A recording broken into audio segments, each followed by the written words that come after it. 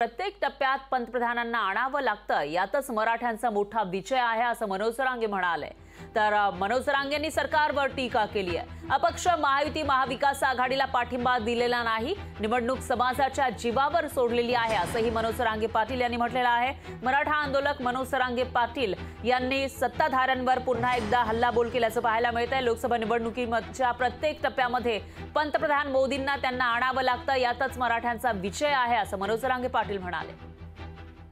मी कोणत्याच अपक्षाला पाठिंबा दिलेला नाही, ना कोण उभा केलेला आहे, ना कोणचा गनिमा कामावा मी करत नाही। मला काय करायचं गनिमा कामा मी सरळ सांगून करतो। ते सरकार असेल नाही ते विरोधी असेल किंवा कुठल्या महायुतीला किंवा आघाडीला कोणालाही पाठिंबा दिलेला नाही, कारण मी त्याच्यात नाहीच आहे। माझ्या समाजाच्या जीवावरती ही निवडणूक आम्ही सोडलेली।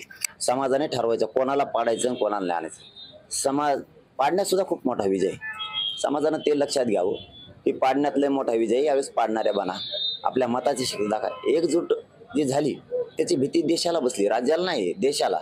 कारण मध्य प्रदेशमध्ये एका टप्प्यात निवडणूक, महाराष्ट्रात 48 जागा असून फक्त 5 टप्प्यात आहे आणि प्रत्येक टप्प्यावर त्यांना पंतप्रधानाला आणायचं। इथंच मराठ्यांचा विजय आहे खरा तर।